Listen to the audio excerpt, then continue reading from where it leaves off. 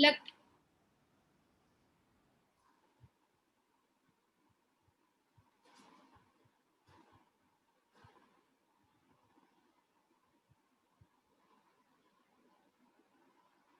Welcome to my talk show, The Prescription Pad. Here I am quoting George Bernard Shaw's word. George Bernard Shaw was Irish playwright, critic, polemicist, and political activist. He said, "A man with a toothache thinks everyone is happy whose teeth are sound." तो ऐसा अक्सर होता है ना कि जब दांत में बन आती है, दांत मतलब ओरल कैविटी का कोई भी पार्ट हमें दर्द कर रहा होता है, टूथेक हो रही होती है, तो लगता है दुनिया में हर कोई खुश है जिसके दांत सही हैं, सब लोग खुश हैं बजाय के हमारे. At that time we are totally at the sympathy mode. So now you can understand how important it is to take care of your teeth. It's very important to be proactive when it comes to taking care of your teeth. Today, I have an excellent person with me who is, first of all, an excellent human being and then a well qualified doctor. मैंने आप लोगों से एक commitment करी है कि मेरे platform पे जो भी डॉक्टर्स आएंगे, they are from reputed medical colleges with proper qualifications. So today I have Dr. Pallavi Mittal with me. She is BDS, MDS in conservative dentistry and endodontics. So welcome, Dr. Pallavi. welcome. Good morning, ma'am. How are you? I'm good. How are you? I am fine, ma'am. आज हमने एक बड़ा basic सा topic लिया क्योंकि हर एक अच्छी चीज की जो शुरुआत होती है वो बेसिक से होती है. तो आज हम बहुत बेसिक चीजों पे ही बात करेंगे. That is practices for healthy teeth. Good, very good. Yeah, so that's why I said that it's very important to be proactive. और वो कहते हैं ना, prevention is better than cure. Any time Exactly. we have an opportunity, अगर हमारे दांत बड़े सही हैं तो भी हम उनकी केयर कर सकते हैं और ज्यादा, और अगर कुछ गड़बड़ हो रखी है तो हम उसके ट्रीटमेंट का सोच सकते हैं और वहीं से ही फिर उसको आगे लेके जा सकते हैं. तो जहां पे भी आप हो, there only you have one opportunity to take care of your teeth. So, Dr. Pallavi, how are you? Fine, ma'am. Very good. आपकी नाइस स्माइल देख के अच्छा लगता है. यू नो, डेंटिस्ट का एक बहुत बड़ा होता है कि उसकी स्माइल पे ही नजर जाती है, चाहे वो शो बिजनेस में हो, चाहे कुछ भी हो, चाहे पेशेंट हो, चाहे आप नॉर्मल डॉक्टर हो. कुछ भी हो, मतलब जिसने जिसने स्माइल पहन ली ना, जिसने Yeah. स्माइल पहन ली उसके 90% तो प्रॉब्लम वहीं पे सॉर्ट आउट हो जाती सॉर्ट है. सॉर्ट आउट हो जाती है. especially those people who are in show business.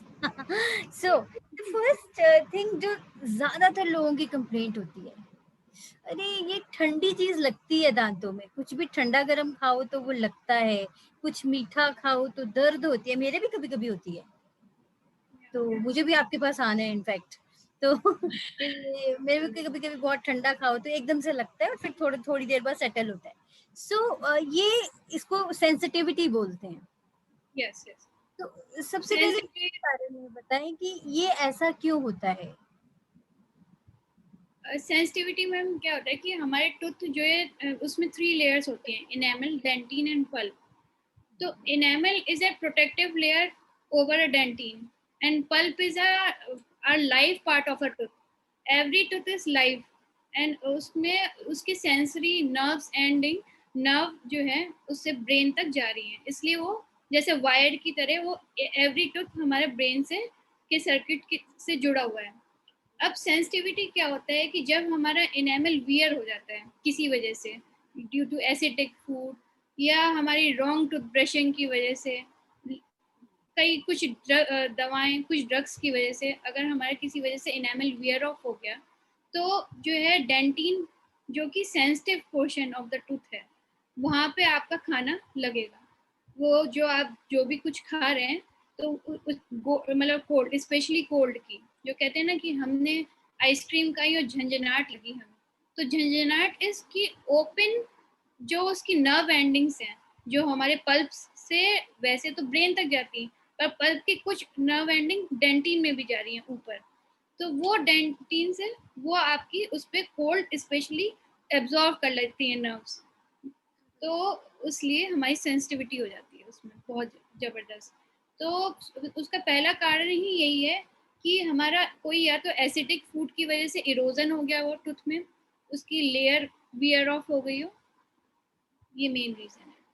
तो इसमें आपने एक रीजन ये भी बताया था, ऑब्वियसली आपने बताया कि कोई मेडिसिन, कोई ड्रग्स पे हैं तो भी उससे, बट एक बड़ा रीजन आपने ये बताया था कि the way you brush your teeth. या या सो देन यू नो, अब ब्रश तो जैसे करते हैं हम लोग करते हैं ना, आई मीन जैसे बचपन से सीखा है, तो ये बहुत बड़ा क्वेश्चन रहता है दैट जो आज तक कभी हमने इस चीज को सीखा नहीं है, ये कहते हैं ना हर चीज सीख के करो, तो इस चीज की हमें कभी ऐसा ना कभी स्कूल में ट्रेनिंग दी गई है, ना कभी कॉलेज, है ना, इतना इतना पढ़ने लिखने के बाद भी इस चीज की ट्रेनिंग दी, how to properly brush your teeth, या what is the right way of brushing your teeth?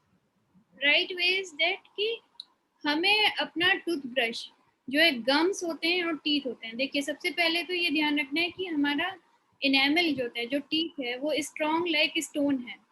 Stone stone की तरह तो हार्ड है, बट अगर हम wrong tooth brushing wrong method से करते हैं तो वो बहुत जल्दी वियर ऑफ भी हो जाता है।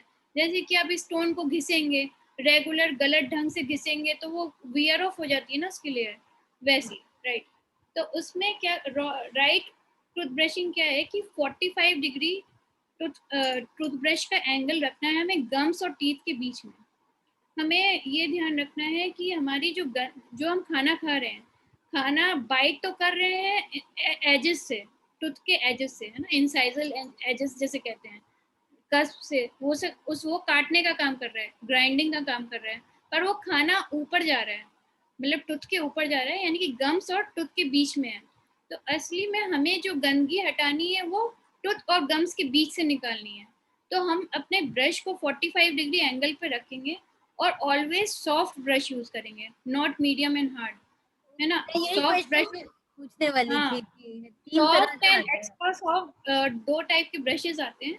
उसमें जो सॉफ्ट ब्रशेस होते हैं वो इसलिए यूज कर सकते हैं क्योंकि गम तो बहुत ही मस्कुलर थिंग है, कनेक्टिव टिश्यू है सेंसिटिव ना। है वो, हाँ। तो हाँ, अगर उसको कस के हम ब्रश करेंगे तो उसमें से खून निकलने लगेगा, तो इसलिए तो 45 डिग्री एंगल पे हम ब्रश करके अपर टूथ में ऊपर से नीचे की तरफ और नीचे वाले दांतों में नीचे से ऊपर की तरफ स्वीपिंग मोशन करेंगे, जैसे कि हम ब्रूम से करते हैं।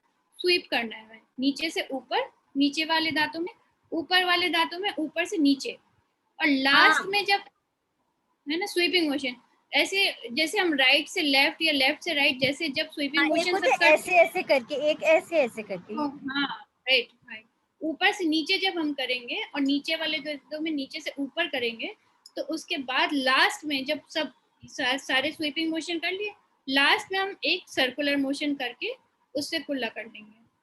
तो सर्कुलर मोशन करने से क्या हुआ, जैसे आप खुद इमेजिन करें कि आपने किसी ब्लूम लगाई है अपने फ्लोर पे या कहीं पे भी, तो सफाई करी, इकट्ठा करा, हमने गंदगी इकट्ठी कर ली ऊपर से नीचे, नीचे से ऊपर, और सर्कुलर मोशन करके उस गंदगी को इकट्ठा करा, और जब हमने पानी से ब्रश कर, सॉरी, स्पिट करा, तो सारी गंदगी बाहर निकल गई। ये है। और ब्रश ब्रश जो है कम से कम 3 to 4 मिनट हमें लगाना चाहिए, कम से कम 3 to 4 मिनट। से 4 मिनट तक ब्रशिंग करनी चाहिए। ओके, अब नॉट यहाँ पे यहाँ पे क्वेश्चन ये है कि जैसे वो तीन तरह के ब्रश आते हैं, सॉफ्ट, मीडियम और हार्ड। ये मैं तो अपना पर्सनल एक्सपीरियंस ही बता सकती हूँ कि सॉफ्ट से ना ऐसा लगता है कि कुछ हुआ ही नहीं है, वो इतना सॉफ्ट होता है कि लगता है कि ये प्रॉपरली ब्रश ही नहीं हुआ। तो then I have to go hard, तो खैर बहुत हार्ड होता है, तो फिर मुझे मीडियम ठीक लगता है। So but now you are suggesting soft use करना चाहिए। Soft is best. और जैसे बहुत से लोग ऐसे पान मसाला टाइप का चीज खाते हैं, तो हाँ, उनके लिए, या जिनके टाटर जमा हुआ है ऑलरेडी पहले से ही, और अगर वो इस शो को सुन रहे हैं तो वो ध्यान रखें कि अगर टाटर जमा हुआ है तब तो उनके लिए मीडियम एंड हार्ड ठीक है। कि भाई क्योंकि उनके ऑलरेडी इनेमल के ऊपर एक लेयर और गंदगी की जमी हुई है, और अगर टार्टर जमा हुआ है तो हमें कोशिश करनी चाहिए कि डेंटल क्लिनिक पे जाके उसको एक बार सारा टार्टर रिमूव कर दें बाय द करवा लें, प्रोसेस हाँ। ऑफ स्केलिंग जिसे कहते हैं। जब हालत बहुत ही बुरी हो रही हो तो it's always better to seek the professional help या first and then take care of the teeth regularly on the regular basis. Okay, ma'am got it. Actually in foreign countries तो एवरी 3 मंथ चेकअप होता ही है oral health के लिए, वो लोग इतने कंसर्न है, तो हमें भी ध्यान तो रखना ही चाहिए ना कि 3 मंथ नॉर्मल चेकअप तो करा ही सकते हैं हम। तो मुझे लगता है एनीवेयर अक्रॉस द वर्ल्ड जहाँ पे आप अपनी अगर टीथ के लिए बहुत केयरफुल हो तो आप रेगुलर इंटरवल्स भी 3 मंथ्स और 6 मंथ्स और मंथ वंस में हाँ आप अपने टीथ को चेकअप करवाओगे ही, check और वो करवाना भी चाहिए आई थिंक। हाँ अब समटाइम क्या होता है ना कि अर्ली केरीज होती हैं, जो स्टार्टिंग होती है, आपका कीड़ा लगना स्टार्ट हो, caries. Caries, caries is a हाँ caries is a micro organism जो हमें टूथ डिके करने की वजह टूथ डिके करते हैं, जिसकी वजह से कैविटी बनती है ना। तो उन उन केरीज को के साथ चक्कर ये कि जितना वो पोर्शन टूथ का डैमेज कर चुके हैं हाँ, वो वापस नहीं आ सकता, बट कम से कम वो पल्प तक ना पहुंचे, हमारे सेंसरी ऑर्गन तक ना पहुंचे, इसके लिए हमें ये ध्यान रखना पड़ेगा कि उसमें प्रॉपरली उसको एक्सकवेट कर दें, मतलब रिमूव कर दें माइक्रो ऑर्गेनिज्म को, और उसमें एक रेस्टोरेशन भर दें प्रॉपर। रेस्टोरेशन से क्या होगा कि वो आगे बढ़ने से रुक जाएगा, केरीज माइक्रो ऑर्गेनिज्म आगे बढ़ने से, आपके पल्प डैमेज करने से रुक जाएंगे। हाँ, इसका फर्स्ट साइन कैसे होता है ये केरीज की? Now I mean your tooth is affected by caries, इसका फर्स्ट साइन क्या आता है, मतलब कैसे, first what is the time ma'am first क्या सिम्टम? होता है कि ओपेक हो जाता है टूथ आपका, क्या हो जाता है? चौकी चौकी वाइट, चौकी वाइट ओपेक जिसे कहते हैं, अच्छा, ओपेक, ओपेक हो जाता है, ओके।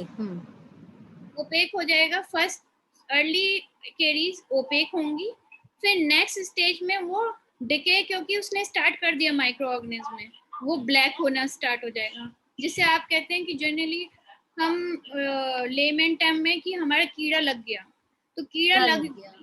है ना, लेमन टर्म में वो कीड़ा लग गया, तब पता चलता है कि वो जब दांत काला हो गया, तो वो दांत में वो कालापन आपको तब दिखेगा जब वो डिके उसने स्टार्ट कर दिया माइक्रो ऑर्गेनिज्म। तो व्हेन चौकी ओपेक वाइट टीथ होने लगे, आपको लगे कि आपके दांत में कहीं स्पॉट आ रहा है वाइट कलर का, तो उस समय डेंटिस्ट को कंसल्ट कर लेना चाहिए एज अर्ली एज पॉसिबल। तो अब बात अगर करें हम टूथपेस्ट की, तो मार्केट में तो बहुत सारी टूथपेस्ट आती हैं और अलग अलग वे से वो एडवर्टाइज भी करती हैं, जिसमें नमक है, इसमें ये है, ये वाइट कर देगी आपके टूथ को, और ये कैविटीज होने नहीं देगी, ये कैविटीज ठीक कर देगी। I mean different claims the way they have to sell their product. See, so their marketing strategies are generally they have different marketing strategies.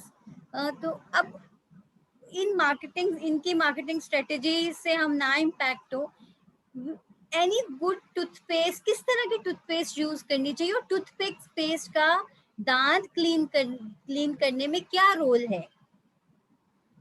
Ma'am toothpaste or dentifrices, dentifrices is the, जब आपके हाथ में germs होते हैं तो आप क्या करते हो कि सोप लेते हो और उससे वॉश करते हो अपना हैंड। सेम वही है कि जितना आपने सारे दिन खाना खाया, सुबह से रात जो खाना खाया, और रात को जो आपने टूथब्रश किया, जो कि बहुत इंपॉर्टेंट है, रात की toothbrushing is more important than morning की, है ना। मॉर्निंग की टूथब्रशिंग तो केवल आपकी बैड ब्रीथ हटा रही है, जो आपकी रात को सोने की वजह से मुंह बंद है जैसे 6-8 आवर, इसलिए बैड ब्रीथ। पर नाइट की टूथब्रशिंग इसलिए जरूरी है क्योंकि जो आपने सारे दिन खाया वो जो है आपने स्वीप करके हटा दिया अपने दांतों से। तो और डेंटिफाई जो टूथपेस्ट हैं, डेंटिफाइसेस हैं, उनका वर्क यही है कि वो फोमिंग एक्शन प्रोड्यूस करते हैं टूथ पे, है ना। प्लस उनमें फ्लोराइड होना चाहिए। असली बात क्या है कि हमारे टूथ में फ्लोराइड होना चाहिए। फ्लोरिडेटेड टूथपेस्ट बहुत जरूरी है। हाँ, तो फ्लोराइड, वो मैं इसी क्वेश्चन पे आ रही थी कि फ्लोराइड इज वेरी इंपॉर्टेंट, और I mean and fluoride is a safe this thing ingredient. Safe ingredient है, और डेंट्रीफाइजेस में जनरली उतनी ही मात्रा में होता है, उतनी ही क्वांटिटी में होता है जितना कि हमारे लिए सेफ हो। हाँ, this is the big question actually. और ब्रश दिन में कितनी बार करना चाहिए? मतलब कभी कभी तो जैसे रात का तो आपने बताया कि वो तो बहुत जरूरी है, मैंडेटरी है, और वो मतलब मैंने पर्सनली भी, मैं तो करती हूँ रात को ब्रश, और मुझे लगता है कि उससे नींद भी बड़ी अच्छी आती है, एकदम फ्रेशनेस सा होती है, so tend to sleep very well. और दिन में कितनी बार आप रेकमेंड करते हो कि one should brush the teeth? Just 2 time, morning and night, not in between नहीं। देखिए, जैसे हमारे यहाँ मैं बताऊँ, हम लोगों के यहाँ भारतीय संस्कृति में एक बहुत अच्छी बात थी कि वो सिखाते थे कि हमें खाना खाने के बाद, एवरी मील के बाद कुल्ला करना है। मतलब एक आपने पुराना देखा होगा, सबके जो घर के बड़े बुजुर्ग हैं वो खाना खाने के बाद कुल्ला करते हैं जरूर। वो क्या है, वो बहुत अच्छी चीज है कि खाना खाने के बाद उन्होंने जितने भी उनके पार्टिकल हैं, फूड पार्टिकल्स जो दांत में लॉज होते हैं, है ना, मॉर्निंग का ब्रश किया, मॉर्निंग के ब्रश करने के बाद जितना दिन में उन्होंने दोपहर का मान लीजिए जैसे मील खाया आपने, और वो कुल्ला कर लिया आपने, तो कम से कम आपका 50 to 60% तो मटेरियल वहीं निकल गया जो आपका स्टिक होता है ना। रात में जो आपने ब्रश किया उससे वो पूरा टोटली क्लीन हो गया, हो ये गया, हो गया। हाँ। और तो ये आई थिंक ये कुल्ला करने की प्रैक्टिस तो बहुत हमारी पुरानी हाँ मतलब this is a kind of cultural connected to our culture also, कि खाना खाने के बाद कुल्ला करना जरूरी है। और मुझे लगता है कि जो पहले लोग थे, हमारे जो बड़े बुजुर्ग थे, उनके जो दांत फिर वो वैसे मेंटेन भी बड़े रहते थे, हाँ, है ना? वो मेंटेन रखते थे, वही बन रहा है ना उनका। हैबिट इतनी बढ़िया थी उन लोगों के, डेंचर लगाने की उनको बहुत लास्ट में जरूरत पड़ती थी। पास्ट में, और हाँ। पड़ी तो मतलब ऐसे नहीं, आजकल तो बहुत जल्दी खराब हो जा रहे हैं बच्चों के। अच्छा, अब यहाँ पे बड़ा क्वेश्चन एक ये मुझे पूछने का मन कर रहा है कि जब हम अब एज की बात कर रहे हैं, तो दांतों का जो टूथ डिके है, कुछ तो एज स्पेसिफिक होगा, आई थिंक होता ही है। होता है। बट मैंने ये देखा है कि आजकल बड़े यंग लोगों के, in their 20s, in their 30s, उनके दांत खराब हो रहे होते हैं, and people sometimes in their 60s 70s, दांत एकदम बढ़िया maintained, sometimes even in their 80s also. So ये क्या अपना मतलब it is depends on one's own personal care, या इसका कुछ नहीं, खास? दो चीजें होती है मैम। देखिए, एक तो आपका पर्सनल केयर तो होता ही है, दूसरा आपका जेनेटिक इशू भी होता है।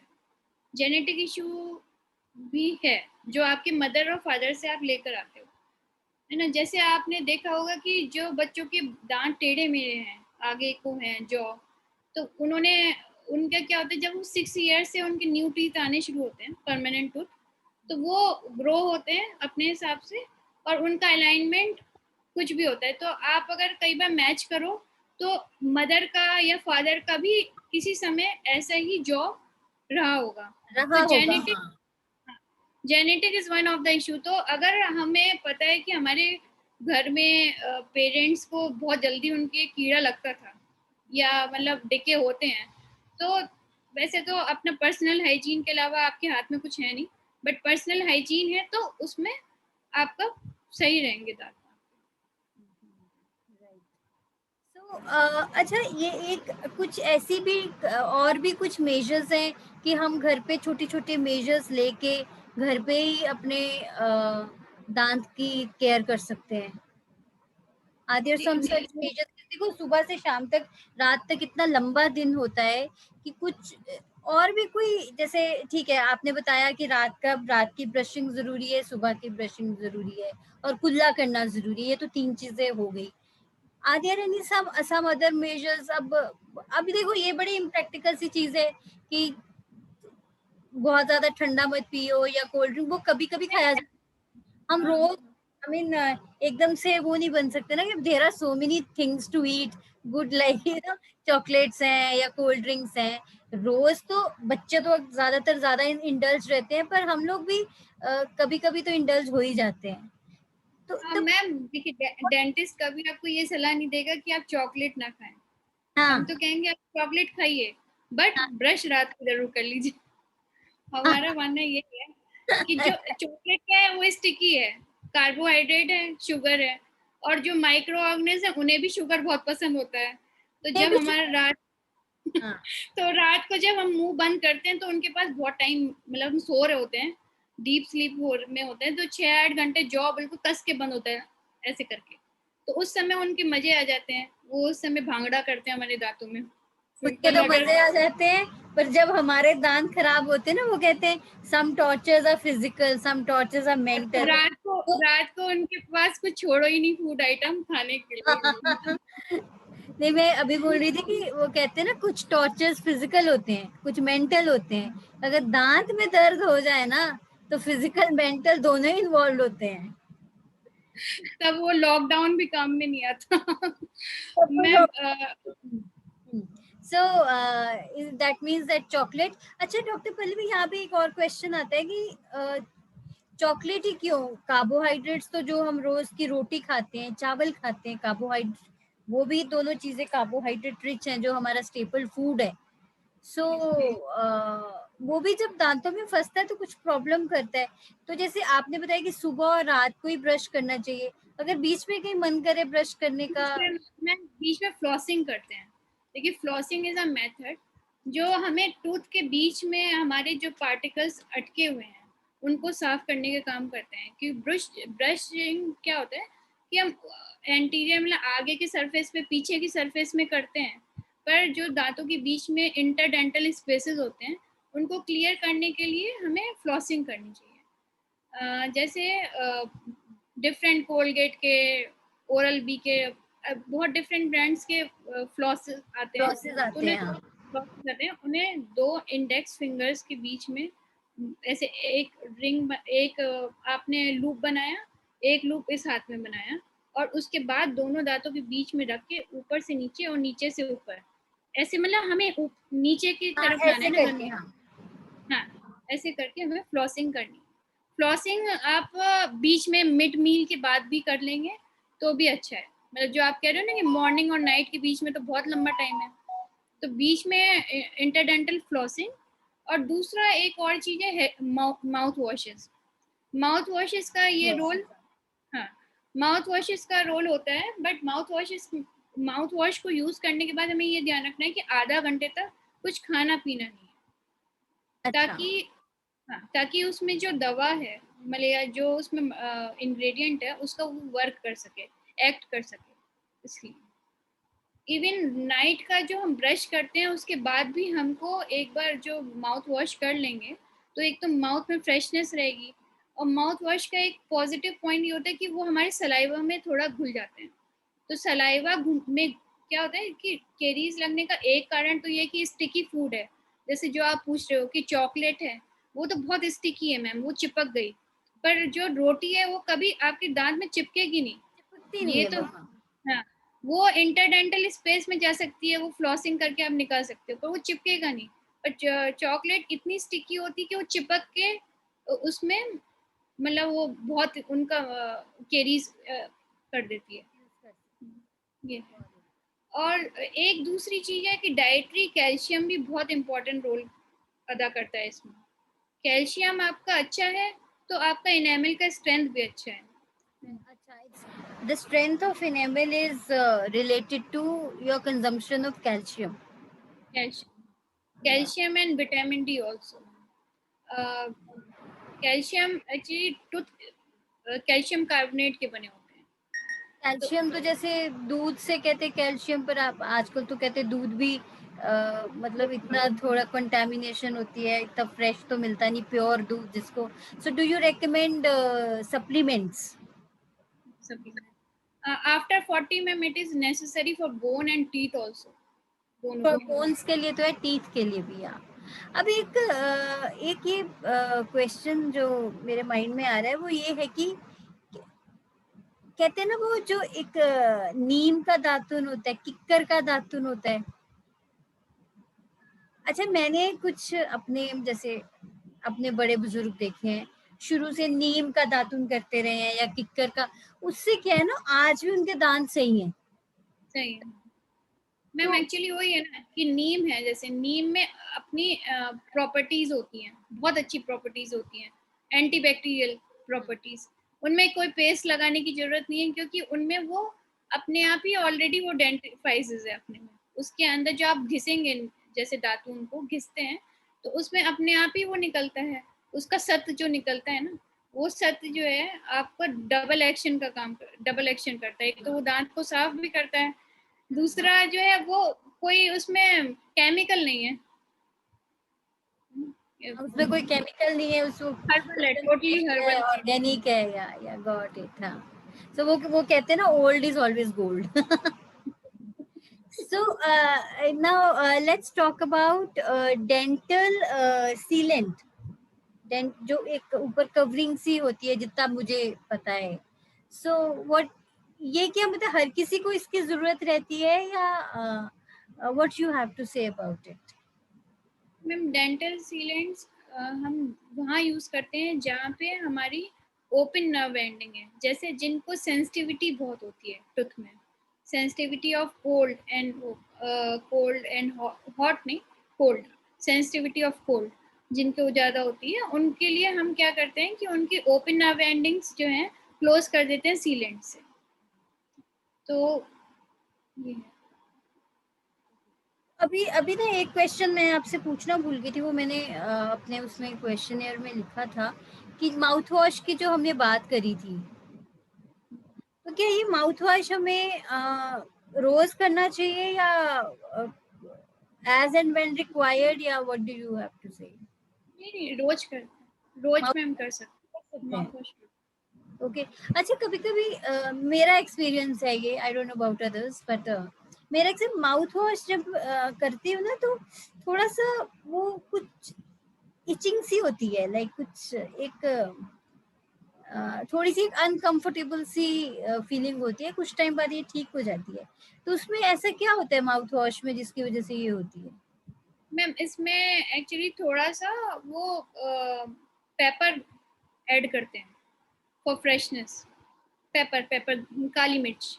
काली मिर्ची, ओके। काली मिर्ची की वजह से? उसको, हाँ, उसके एक इंग्रेडिएंट का एक छोटा पार्ट होता है। तो जैसे अगर different type of mouth washes आते हैं, अगर आपको वो सूट नहीं कर रहा है तो ऐसे विदाउट पेपर वाला भी आप ले सकते हैं। जो आप अगर उसके कंटेंट इंग्रेडिएंट्स देखेंगे तो उसमें विदाउट पेपर या विदाउट जिसमें मिर्च ना हो, चिली वाले फ्लेक्स, वैसे भी यूज कर सकते हैं प्लेन। और अभी अच्छा, एक एक क्वेश्चन और कि अब मान लो कोई केयर कर रहा है, या जितनी कोई अपने टूथ की केयर कर रहा है, कैविटी हो गई, किसी को कोई कैविटी हो गई, तो उसमें which is the first step to go to the doctor, get that cavity, वो रूट कैनाल जो होता है या उसको करवाना, मतलब that is the first step. उसके लिए क्या ऐसे मेजर्स करने चाहिए? Ma'am root canal worse condition है ना, रेस्टोरेशन मतलब बेस्ट कंडीशन है। रेस्टोरेशन इज कि जब आपका स्टार्टिंग हुई तो हमने उतना पोर्शन ऑफ केरीज रिमूव कर दिया और उसको रेस्टोर कर दिया एक पर बहुत अच्छे रेस्टोरेशन से, जिससे कि वो आगे स्टॉप हो गया, ताकि वो माइक्रो ऑर्गेनिज्म, अब वो माइक्रो ऑर्गेनिज्म जैसे इनेमल से डेंटिन पहुंच गया, मान लीजिए जो उसने डिके करा, वो हम एक्सरे, डिजिटल एक्सरे लेते हैं तो उसमें हमें बिल्कुल क्लियर कट फिगर आ जाती है कि वो आपका कीड़ा कहाँ तक उसने डैमेज किया है। हाँ हाँ हाँ। तो अब डैमेज अगर डेंटिन तक है तो डेंटिन तक भी एक इनडायरेक्ट पल्पल रेस्टोरेशन करके हमारा प्रोसीजर होता है, जिससे हम उसमें एक ऐसा मटेरियल डाल देते हैं और 21 डेज बाद दोबारा से पेशेंट को बुलाते हैं, ताकि उससे सेकेंडरी डेंटिन बन जाए।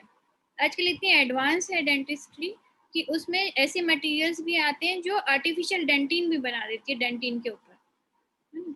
तो वो अगर आप करेक्ट टाइम पे आ जाते हैं डेंटिस्ट के पास, तो रूट कैनाल ट्रीटमेंट तो आपको तब कराना पड़ेगा जब वो अब केरीज आगे बढ़ गई, एनेमल डेंटिन पार करते करते वो पल्प पे पहुंच गया। पल्प वो है जो आपका लाइफ पार्ट है, जिसमें सारी नर्व्स हैं आपकी जो कि ब्रेन तक जा रही है। अब वो क्योंकि पल्प तक पहुंच गई तो तब आपके पास कोई चारा नहीं रह जाता। दो ही ऑप्शन रहते हैं कि या तो दांत निकाल दिया जाए या दांत को बचा लिया जाए। तो दांत अगर आपको अपने मुंह में मतलब आपको प्रिजर्व करना है, जो कि करना ही चाहिए हर एक किसी को, नेचुरल इज नेचुरल देखिए। और तो जो है प्रिजर्व करने के लिए हम क्या करेंगे कि उसकी जो नर्व एंडिंग है, नर्व्स को डेड कर देंगे। वो डेड कर देंगे मतलब एक तरह से सोचिए आपने तार खींच लिया वो जो ब्रेन से आपका कनेक्ट हो रहा है दांत से, है ना। तो उससे क्या हो गया कि आपका दांत तो डेड हो गया बट आपके मुंह में वो बचा रह गया। और जो उस है ना उसके ऊपर आपने फिर हम कहते हैं कि कैप लगा लीजिए। कैप का वजह क्या होती है कि जैसे दांत हमने आरसीटी कर दी ऑलरेडी, दांत तो उसने कीड़े ने खोखला कर ही दिया आपका, है ना। तो उसमें हमने आर्टिफिशियल रूट भर के उसको अंदर से रूट से तो मजबूत कर दिया, पर ऊपर का हिस्सा जो है उसका क्राउन, जितना पोर्शन आपको दांत दिखता है उसे क्राउन कहते हैं, उसके ऊपर हमने कैप लगा दी। वो कैप लगाने से क्या हो गया कि वो दांत खाना खाने के काम करेगा, जो कि आपका नेचुरल दांत करता है, वो आप उससे खाना खा सकते हैं। तो अर्ली आने में ये होता है फायदा कि मतलब अगर आप कॉन्शियस हैं, आप अपना ध्यान दे रहे हैं, मुंह एक बार मिरर में देखते हैं खोल के, तो टीथ देखते हैं, तो आपको यही पता चल जाएगा कि जो है आपका कहाँ से प्रॉब्लम अगर स्टार्टिंग है तो वो मतलब रोकी जा सकती है। Conservative approach. Be true to your teeth. आप अपने दांत के प्रति पूरी इंटेग्रिटी बरतिए, बहुत सही रहिए, वरना वो जब दांत फिर पूरा बदला लेते हैं ना आपसे तो इंसान की ऐसी तैसी हो जाती है। फिर तो वह जैसे लगा जैसे जॉर्ज बर्नार्ड शॉ कह गए हैं कि मतलब ऐसा लगता है कि everyone is happy across the world and we are like suffering, क्योंकि दांत की छोटी से छोटी दर्द भी बहुत सफर करवाती है। तो अभी एक लास्ट क्वेश्चन फिलिंग के बारे में बात करते हैं कि फिलिंग कितनी इफेक्टिव होती है, क्योंकि अक्सर मैंने लोगों को सुनते कि अरे फिलिंग करवाई थी वो फिलिंग निकल गई। सो मैंने मतलब बहुत से लोगों को सुना है, एक बार मैंने भी फिलिंग करवाई थी और वो फिलिंग 2 बार इस तरह से निकल गई। So personal experience and what I have heard from people. So filling के बारे में क्या क्या वो कैविटी आप उसको पूरा वो ठीक करके उसमें फिलिंग फिलिंग है कि कैविटी में जितना माइक्रो ऑर्गेनिज्म है वो ड्रिल करके हमने निकाल दिया, केरीज हटा दिया और उसको हमने एक प्रॉपर शेप दिया। जो कंजर्वेटिव अप्रोच करी उस टूथ के साथ कि एक किसी भी चीज को देखिए रिटेन करने के लिए उसको एक शेप चाहिए, एक कंटेनर होना चाहिए प्रॉपर जिसमें वो सामान रखा जा सके। वैसी फिलिंग का है कि आपको प्रॉपरली आपने उसकी वॉल डिजाइन करते हैं हम लोग। तो जब हम टूथ कटिंग करते हैं तो कोशिश यही करते हैं कि ऐसा डिजाइन करें टूथ को में कि वो जो फिलिंग जो है उसमें फिक्स हो रहे हैं। तो ये तो हाँ, ये जो अगर आप प्रॉपर शेपिंग है डॉक्टर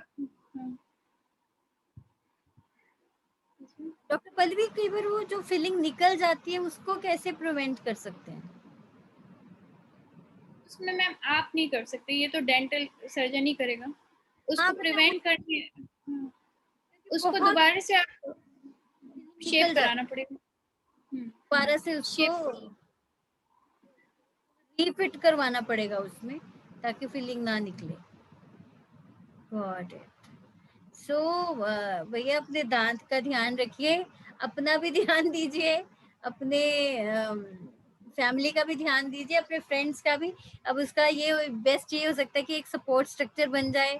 आप फैमिली वालों से पूछिए, एक दूसरे से पूछेंगे तो ज्यादा इफेक्टिव होगा कि तुमने ब्रश करा, तुमने ब्रश करा ना। So take care of your ठीक। सो टुडेज टेकअवेज आर कि रात का ब्रश बहुत जरूरी है और 2 टाइम ब्रश करो, बीच बीच में फ्लॉस कर सकते हो आप, which is important. Mouth wash properly use कीजिए और उसके बाद जब भी आप चॉकलेट खाएं, चॉकलेट या कोई ऐसी स्टिकी चीज खाएं तो उसके बाद आप दांत की थोड़ी एक्स्ट्रा केयर कीजिए, उसको एक्स्ट्रा सेवा की जरूरत है ना, तो उसे माउथ वॉश कर सकते हैं या फ्लॉस कर सकते हैं, दीज आर द। और हो सके तो जो प्रिमिटिव मेथड होता है, मुझे तो बहुत अच्छा लगता है किक्कर का दातून, और उससे वाकई बड़ा इफेक्टिव होता है कि नीम तो डायरेक्ट कीड़े पे अटैक करता है। सो ये छोटी चीजों से एटलीस्ट हम अपने दांत, मतलब जितने वो खराब हो चुके हैं वहां से, वो कहते हैं ना, we have one opportunity to take care of our teeth at any step. अगर बहुत भी खराब हो चुके हैं तो भी हमारे पास एक अपॉर्चुनिटी है को करेक्ट करने की।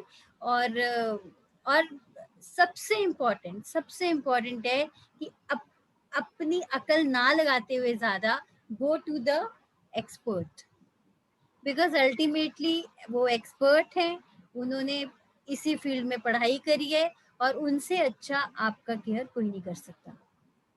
So, Dr. Pallavi, all the people in Lucknow, Dr. Pallavi is from Lucknow. Dr. Pallavi, can you say your number? अगर किसी को आपसे कांटेक्ट करना हो तो आप अपना नंबर बोल दीजिए। वैसे मैं इनकी सारी जो इन्फॉर्मेशन है वो डिस्क्रिप्शन बॉक्स में भी दे दूंगी, तो I would request you to just say your number if someone wants to contact you. 7007 417 180. This is my WhatsApp number also, and my clinic number also. Contact doctor Pallavi, बहुत अच्छी doctor हैं, और अगर मान लो कुछ दांत में गड़बड़ तो हमेशा एक्सपर्ट की सलाह लीजिए, which is very very important. And thank you so much doctor Pallavi. वो कहते हैं ना, लव जो है ना वो हर चीज कॉन्कर कर लेता है, बट दो चीजें नहीं कॉन्कर कर सकता, that is poverty and toothache. तो टूथेक से अगर जीत पानी है तो आपको डेंटिस्ट के पास, और वो भी प्रॉपरली क्वालिफाइड डेंटिस्ट के पास, not going to any quack, और वो उनका मतलब ही नहीं है, प्रॉपरली क्वालिफाइड डॉक्टर के पास आपको जाना मैंडेटरी है, जरूरी है for your dental health. So thank you so much doctor Pallavi, thank you for your time and such important valuable tips. तो दांतों को लेके आगे और भी उसके किसी न किसी एस्पेक्ट पे बात करेंगे। आज हमने एक बस बड़ी बेसिक चीज को टच करा है कि दांत का ख्याल कैसे रखें, डेंटल अपना जो ये सिस्टम है उसका how to take care of it. So wait till I get a new guest, a new doctor on the prescription pad. Take care, be balanced, be happy. Thank you, ma'am. Thank you so much. Thank you. Bye-bye.